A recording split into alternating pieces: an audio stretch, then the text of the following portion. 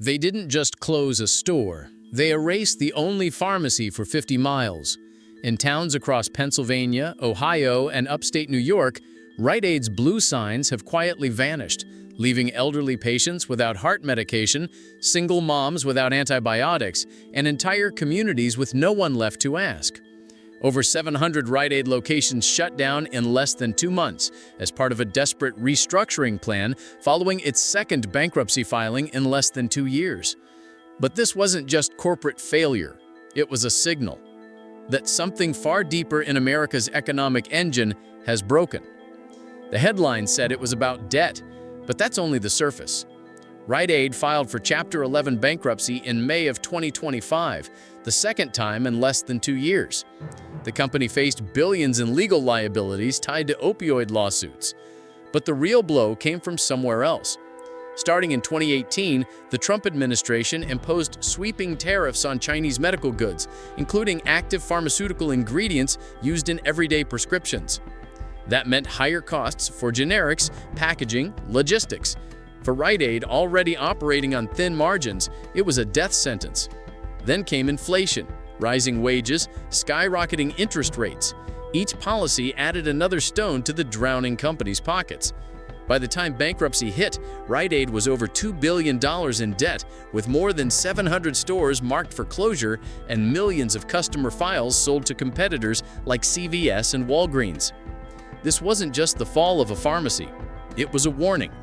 When policy ignores the little guy, Main Street disappears first. At first, the collapse was treated like a routine bankruptcy. Markets shrugged, news cycles moved on. But then the numbers rolled in. Nearly 8 million customer profiles were transferred from Rite Aid to a dozen corporate giants, CVS, Kroger, Amazon Pharmacy, centralizing pharmaceutical data into the hands of fewer, larger players. More than 12,000 employees, mostly pharmacists, technicians, clerks, lost their jobs or faced relocation, many without severance or health coverage. In some rural counties, local leaders raised alarms. Hospitals reported delays in prescription fulfillment. Senior care facilities struggled to update patient drug records, some faxed manually from shuttered stores. Meanwhile, Walgreens and CVS's stock prices rose. Investors celebrated market consolidation. But behind closed doors, even executives admitted this was not about efficiency. It was about policy-enabled elimination. Small chains couldn't survive under a system that taxed imports, raised borrowing costs, and gave pandemic relief to giants. Federal subsidies during COVID disproportionately favored mega retailers, while Rite Aid, locked out of mass testing and vaccination contracts, bore the full cost of survival. This was the first domino. What falls next may no longer be just another pharmacy. For millions of Americans, Rite Aid wasn't just a store. It was the only place they could fill prescriptions without driving an hour. It was where elderly neighbors picked up their insulin, where parents rushed for antibiotics after school. Then, overnight, those stores went dark. In a small town outside Erie, Pennsylvania, 63-year-old Donna Chambers now drives 42 miles every 2 weeks to refill her blood pressure medication. Her old Rite Aid? Boarded up. No public transport, no alternative. In upstate New York, a senior care home reported 7 delays in critical medication delivery after their local Rite Aid closed and files were transferred out of state. Single moms in Detroit now wait 2 hours in CVS lines that used to take 10 minutes. Rural clinics fax prescriptions because the digital systems were disconnected overnight. But the pain didn't stop with patients. Thousands of Rite Aid employees, many with decades of service, were let go with 2 weeks' notice, if any. Some had worked through COVID outbreaks with no hazard pay. Now they clean out shelves under police watch. Their reward? No health care, no pension, just a final paycheck, minus deductions. And still, Wall Street called it streamlining. It wasn't the bankruptcy that broke the system. It was what came after. Across the country, as Rite Aid stores shuttered, competitors seized more than just customers. They absorbed infrastructure, they bought loyalty, they replaced personal pharmacists with automated kiosks. In some counties, Amazon Pharmacy tripled its prescription volume overnight using Rite Aid's customer data. Meanwhile, the government said little, no hearings, no review, just silence, as local economies lost hundreds of frontline jobs in a matter of weeks. For many Americans, it felt familiar, The loss of a local pharmacy echoed the loss of a local bank, a post office, or a school. Another part of American life outsourced, consolidated, or shut down. But here's the real danger.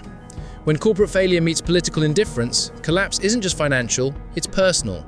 It's the 70-year-old with no car, waiting 3 hours in a CVS lobby. It's the single father whose child goes 2 nights without antibiotics. It's a town where the last community anchor has vanished under federal silence and market cheers. That's not just bankruptcy, that's abandonment. At first glance, Rite Aid fell under debt and lawsuits. But behind that collapse lies a more unsettling truth. The Trump-era tariffs on Chinese pharmaceutical components, enacted in 2018, remained in effect for years, pushing up costs on generic drugs, pill bottles, even barcode printers. While CVS and Walgreens absorbed the impact with global logistics and scale, Rite Aid couldn't.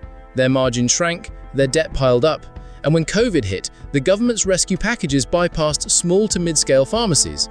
Only 3% of federal testing and vaccine contracts went to chains outside the Big Four, according to public health procurement data. So, Rite Aid covered the same front lines without the same resources. Then came the interest rate spike. With over $2 billion in debt, mostly variable rate, Rite Aid couldn't refinance.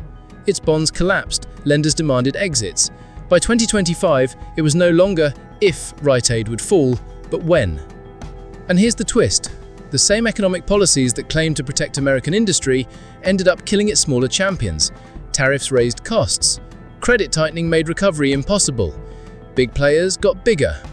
Meanwhile, Middle America watched its last pharmacy turn into a liquidation site.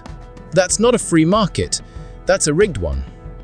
Rite Aid wasn't just a casualty of mismanagement, it was a test case for what happens when economic policy favors size over service and silence over oversight. Now communities once anchored by a blue storefront face emptier shelves, longer drives, and vanishing trust. The fall of Rite Aid wasn't inevitable. It was engineered by policy choices, political priorities, and a system that forgot who it was meant to serve. So the question isn't, why did Rite Aid fail? The question is, who's next? And if no one answers, maybe it's not just pharmacies that are being left behind.